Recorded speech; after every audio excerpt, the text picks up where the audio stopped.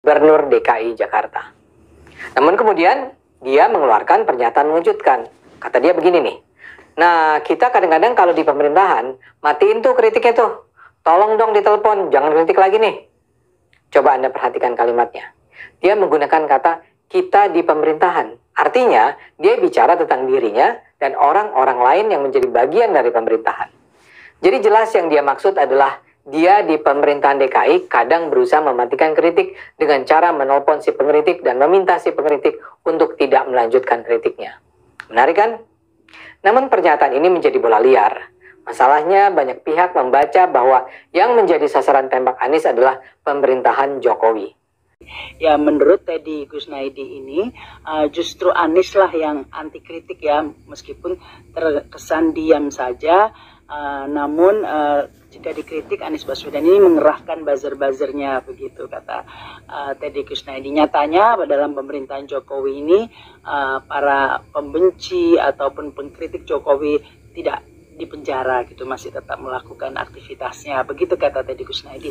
Di samping itu ada juga ini juru bicara muda Partai Kebangkitan Bangsa Dira Martamin yang menarik juga dia mengatakan bahwa pernyataan Anies yang mengatakan pemerintah mematikan kritik ini menunjukkan bahwa Anies sudah terkena sindrom Thanos, begitu ya, yaitu merasa paling benar dan paling hebat, karenanya menuding pemerintah anti kritik.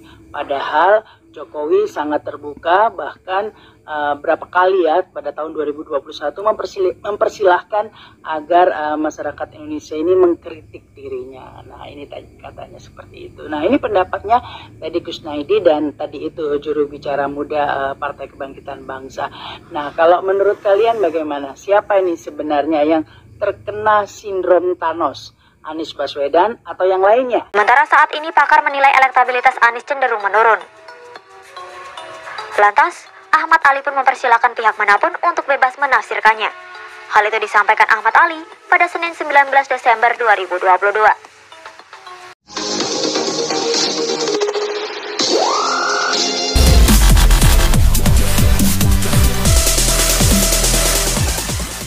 Juru bicara muda Dewan Pengurus Pusat, DPP, Partai Kebangkitan Bangsa, PKB, Dira Martamin membantah pernyataan mantan Gubernur DKI Jakarta, Anies Baswedan yang menuding pemerintahan kerap mematikan kritik. Bahkan Dira menyindir keras Anies Baswedan sebagai orang yang terkena sindrom Thanos.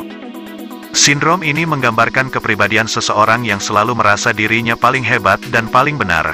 Nama Thanos diambil dari karakter penjahat Marvel Comics yang ingin melenyapkan separuh populasi alam semesta.